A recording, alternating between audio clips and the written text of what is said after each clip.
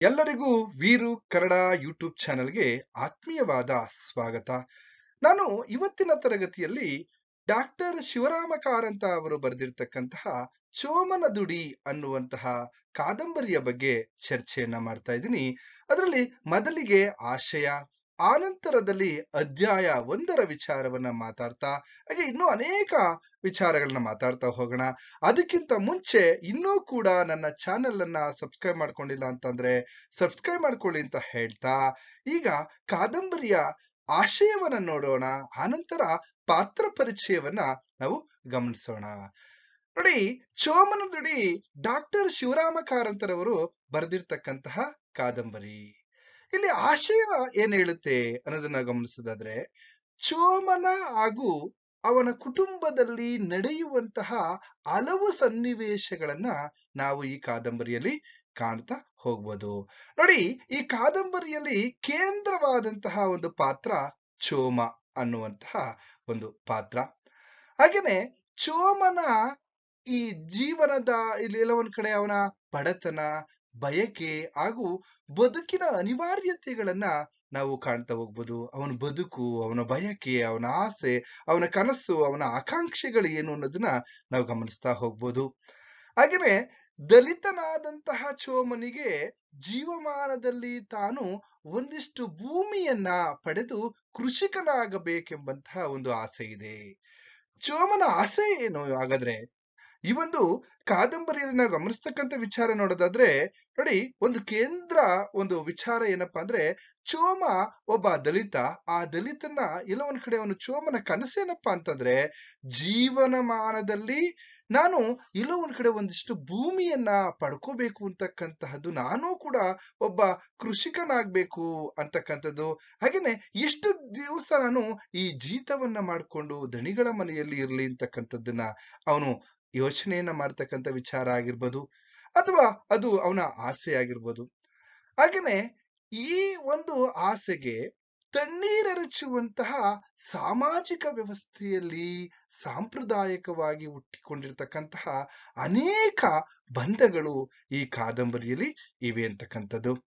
ಹಾಗೇನೆ ಒಡೆಯನಾದ ಸಂಕಪ್ಪಯ್ಯ, ಅಥವಾ ಇಲ್ಲಿ ದಣಿ ಅಂತನೂ ಕೂಡ ನಾವು ಕರಿತಾ ಹೋಗ್ಬೋದು. ಈ ದಣಿಗಳಾಗಿರ್ತಕ್ಕಂತಹ ಸಂಕಪ್ಪಯ್ಯ ಚೋಮನನ್ನ ಇಲ್ಲೊಂಟೆ ಕೃಷಿಕನಾಗಬೇಕೆಂಬ ಎಂದು ಬಯಸಿದ್ರೂ ಕೂಡ ಆ ಸಂಪ್ರದಾಯಸ್ಥ ಕುಟುಂಬದ ಪ್ರತಿನಿಧಿಯಾಗಿರ್ತಕ್ಕಂತಹ ಸಂಕಪ್ಪಯ್ಯನ ತಾಯಿಯ ನಿಲುವು ಎಲ್ಲೋ ಒಂದ್ ಕಡೆ ಚೋಮನ ಕನಸಿಗೆ ಅಥವಾ ಅವನ ಆಸೆಗೆ ತಣ್ಣೀರನ್ನ ಇರಿಸ್ತಕ್ಕಂತಹ ವಿಚಾರವನ್ನ ನಾವು ಕಾದಂಬರಿಯಲ್ಲಿ ನೋಡ್ತಾ ಹೋಗ್ಬೋದು. ಹಾಗೇನೆ ಚೋಮನ ಬಹುದಿನಗಳ ಕನಸು ಎಲ್ಲೋ ಒಂದ್ ಕಡೆ ಭಗ್ನಗೊಳಿಸುವಂತಹ ವಿಚಾರಗಳು. ಹಾಗೆ ಇಂತಹ ಸನ್ನಿವೇಶಗಳಲ್ಲಿ ಆ ವ್ಯಕ್ತಿಗಳ ಮನಸ್ಥಿತಿಗಿಂತ ವ್ಯವಸ್ಥೆಯ ಮನಸ್ಥಿತಿ ಇಲ್ಲಿ ಕುಬ್ಜವೆಂಬಂತೆ ಕಂಡು ಬರುತ್ತೆ ಈ ಚೋಮನ ದುಡಿ ಅನ್ನುವಂತಹ ಕಾದಂಬರಿಯಲ್ಲಿ. ಹಾಗೇನೆ ಜಡ ಸಂಪ್ರದಾಯದ ಕಟ್ಟಳೆಗಳಿಂದ ನಿರ್ಮಾಣಗೊಳ್ಳುತ್ತಿರುವಂತಹ ಅವೈಜ್ಞಾನಿಕ ನಿಲುವುಗಳು ಸಮಾಜದಲ್ಲಿ ಎಂತ ಅನರ್ಥಗಳಿಗೆ ದಾರಿ ಮಾಡಿಕೊಡುತ್ತವೆ ಅಂತಕ್ಕಂಥದ್ದನ್ನ ಇಲ್ಲಿ ಈ ಕಾದಂಬರಿಯಲ್ಲಿ ಗಮನಿಸ್ತಾ ಹೋಗ್ಬೋದು. ಹಾಗೇನೆ ಮುಗ್ಧ ಅಮಾಯಕ ಜೀವಿಗಳನ್ನ ಅಥವಾ ಅಮಾಯಕ ಜೀವಗಳನ್ನ ಅಥವಾ ಅಮಾಯಕ ವ್ಯಕ್ತಿಗಳನ್ನ ಬಲಿ ಪಡೆಯುತ್ತವೆ ಅಂತಕ್ಕಂಥದ್ದನ್ನ ಗಮನಿಸ್ತಾ ಹೋಗ್ಬೋದು.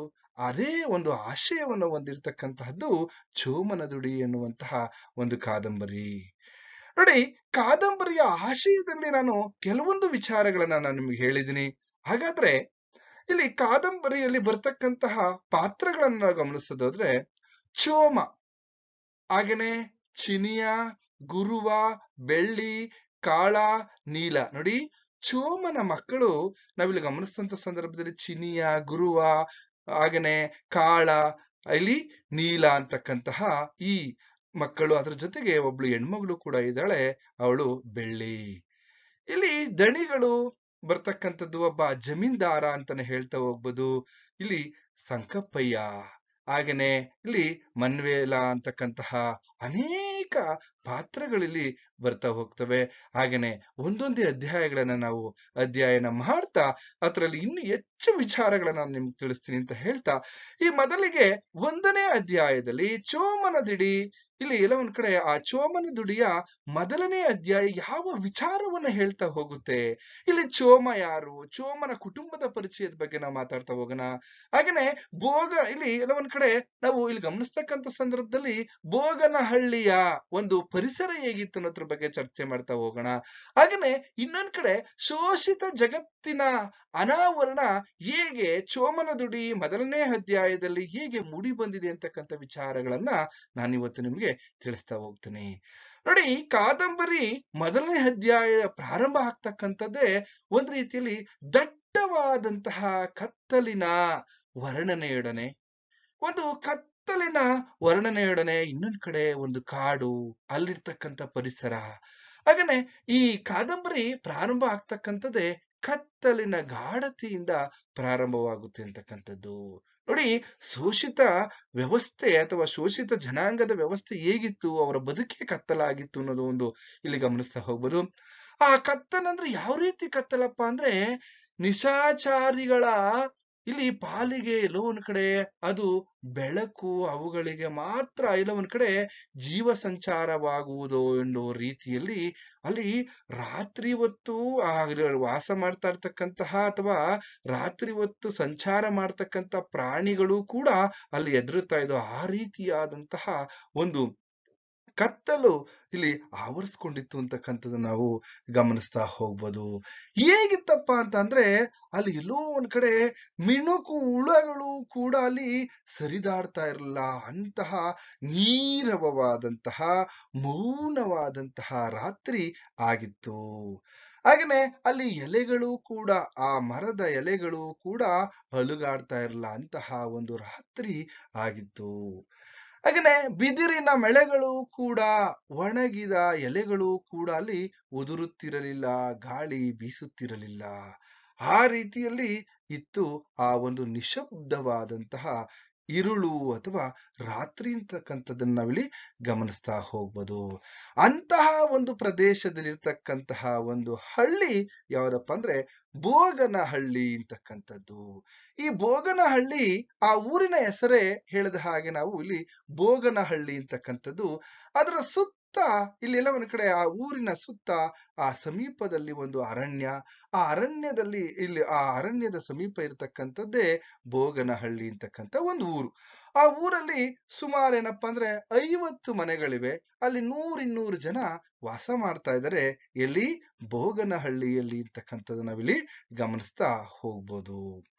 ಹಾಗಾದ್ರೆ ಅಲ್ಲಿ ವಾಸ ಮಾಡ್ತಾ ಇರ್ತಕ್ಕಂಥ ವ್ಯಕ್ತಿಗಳು ಅಲ್ಲಿ ಏನಪ್ಪಾ ಅಂತಂದ್ರೆ, ಆ ಇರುಳು ಮನುಷ್ಯರಾಗಲಿ ಕಾಡು ಪ್ರಾಣಿಗಳಲ್ಲಿ ಯಾವುದೇ ರೀತಿಯಾದಂತಹ ಗರ್ಜನೆಗಳೇ ಇಲ್ಲ. ಅಲ್ಲಿ ಹುಲಿ, ಸಿಂಹ, ಕಾಡು ಪ್ರಾಣಿಗಳು ಯಾವುದೇ ಇದ್ರು ಕೂಡ ಯಾವೂ ಕೂಡ ಅಲ್ಲಿ ಗರ್ಜಿಸ್ತಾ ಇಲ್ಲ.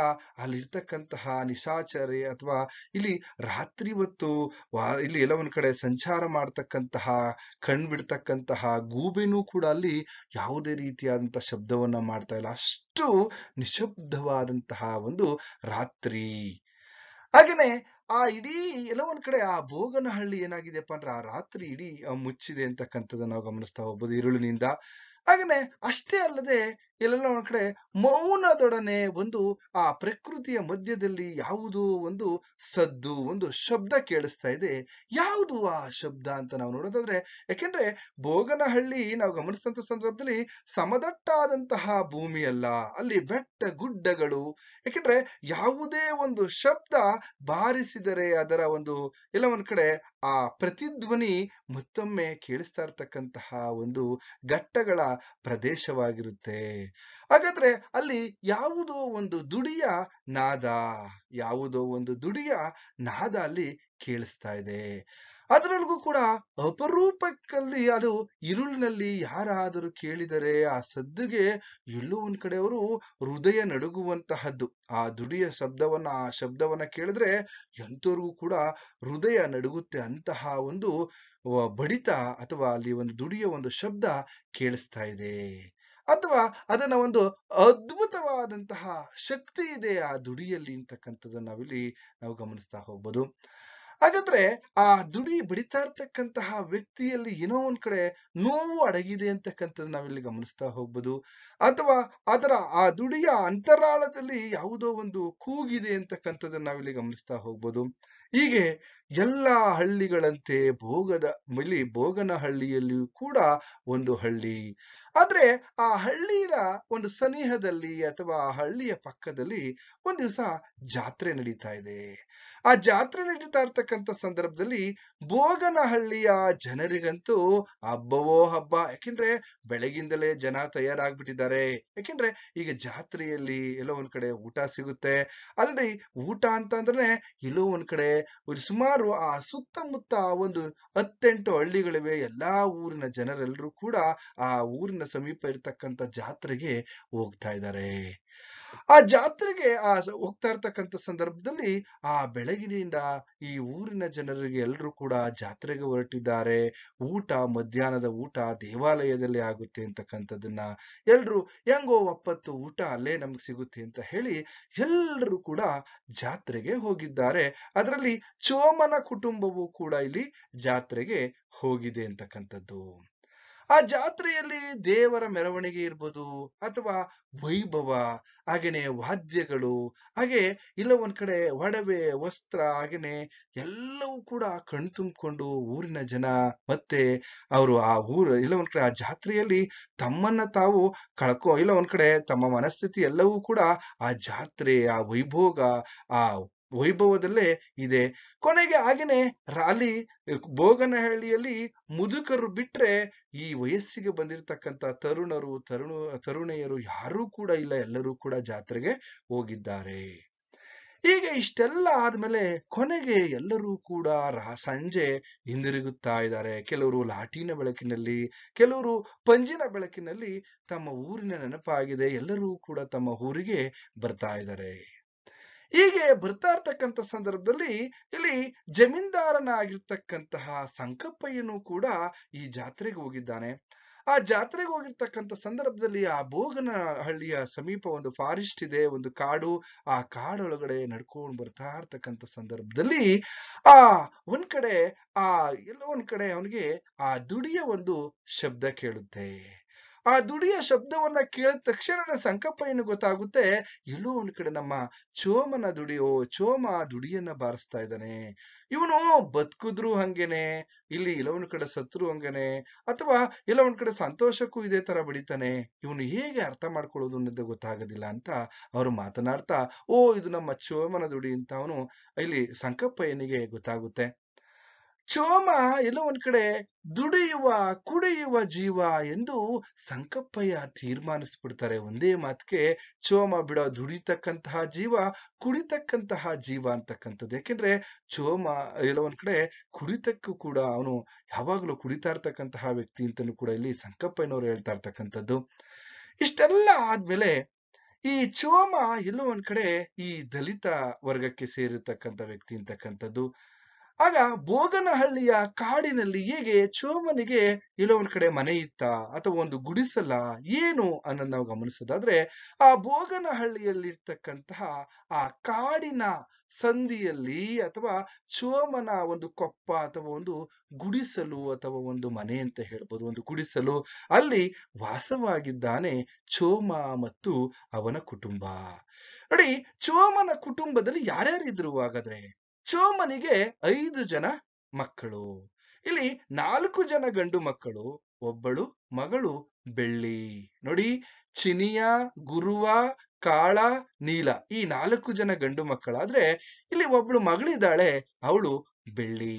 ಅದ್ರೊಳಗೂ ಕೂಡ ನಮ್ಮ ಚೋಮನಿಗೆ ಬೆಳ್ಳಿ ಅಂದ್ರೆ ಪಂಚಪ್ರಾಣ ಅಂತಕ್ಕಂಥದ್ದು. ಹಾಗೇನೆ ಇನ್ನೊಂದ್ ಕಡೆ ಅವನು ಒಂದು ಕರಿ ನಾಯಿಯನ್ನ ಸಾಕಿದ್ದಾನೆ. 2 ಹಸು ಕರುಗಳನ್ನ, ಇಲ್ಲಿ 2 ಹಸುವಿನ ಕರುಗಳನ್ನ ಸಾಕಿರ್ತಕ್ಕಂಥದ್ದನ್ನು ನಾವಿಲ್ಲಿ ಗಮನಿಸಬಹುದು. ಇದಿಷ್ಟು ಚೋಮನ ಒಂದು ಕುಟುಂಬ ಅಂತಕ್ಕಂಥದ್ದನ್ನ ಹೇಳ್ಬೋದು, ಅಥವಾ ಅವನ ಒಂದು ಸಂಸಾರ ಅಥವಾ ಸದಸ್ಯರು ಅಂತ ನಾವು ಗಮನಿಸ್ತಾ ಹೋಗ್ಬೋದು. ಹಾಗೇನೆ ಚೋಮನಿಗೆ ಸುಮಾರು 50 ವರ್ಷ ತುಂಬಿದೆ.